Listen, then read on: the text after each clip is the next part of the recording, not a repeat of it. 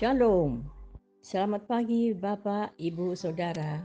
Terima kasih telah bergabung bersama kami dalam renungan harian Jemaat GKJ Bandung. Bersama kita akan mendengarkan firman Tuhan dan merenungkannya. Sabtu 5 Juli 2025.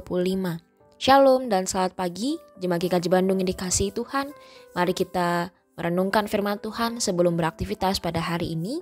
Kita menyatukan hati kita dalam doa. Kami bersyukur padamu Tuhan, kami memasuki minggu pertama di bulan Juli ini yang kami ingin awali dengan bersama-sama merenungkan firman Tuhan.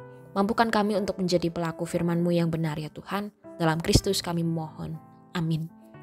Renungan hari ini diambil dari kitab 2 Tawarik pasal 16 ayat yang ke-7 sampai dengan ayat yang ke-9 yang demikian.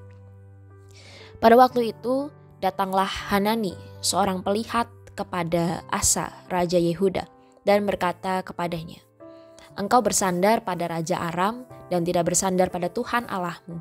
Karena itu, tentara Raja Aram akan luput dari tanganmu. Bukankah tentara orang Ethiopia dan Libya besar jumlahnya, serta kereta dan tentara berkudanya sangat banyak? Namun, karena engkau bersandar pada Tuhan, Ia telah menyerahkan mereka ke dalam tanganmu. Sesungguhnya, mata Tuhan menjelajahi seluruh bumi untuk melimpahkan kekuatannya kepada mereka yang tulus hati kepada Dia. Dalam hal ini engkau telah berlaku bodoh. Oleh sebab itu, mulai sekarang ini engkau akan terus berada dalam peperangan." Renungan hari ini diberi judul Mengandalkan Tuhan sampai akhir hayat.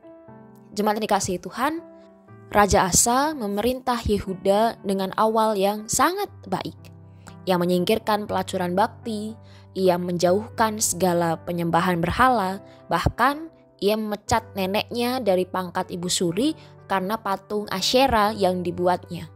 Ia juga memerintahkan orang-orang Yehuda untuk mencari Tuhan.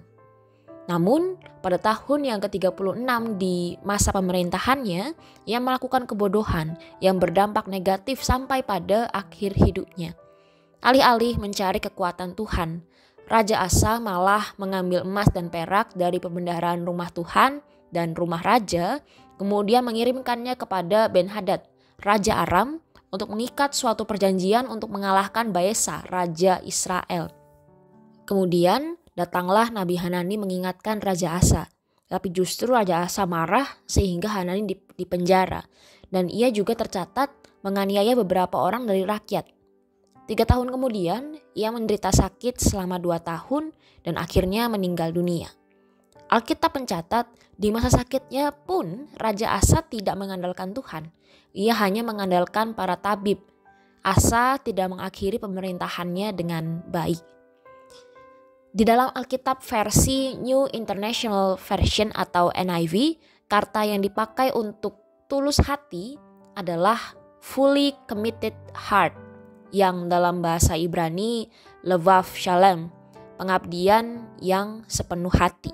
Dan dengan demikian, mata Tuhan menjelajah seluruh bumi untuk melimpahkan kekuatannya kepada setiap orang yang mengabdi kepada Tuhan sepenuh hati.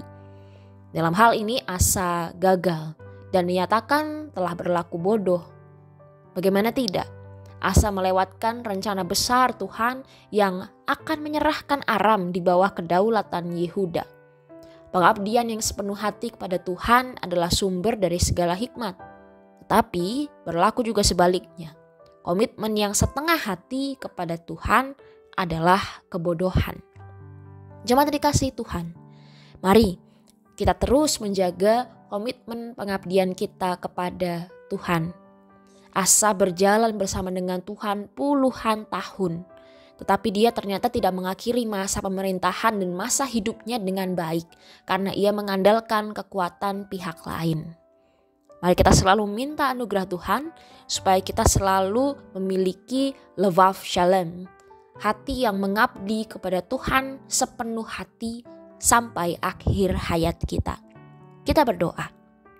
Tuhan, tolonglah kami agar kami terus mengabdi kepada Tuhan seumur hidup kami. Mampukan kami untuk selalu mencari Tuhan dan jangan biarkan kami hanya mengandalkan kekuatan diri kami sendiri ataupun pihak lain yang kami rasa mampu menolong kami. Dalam Kristus kami berdoa. Amin.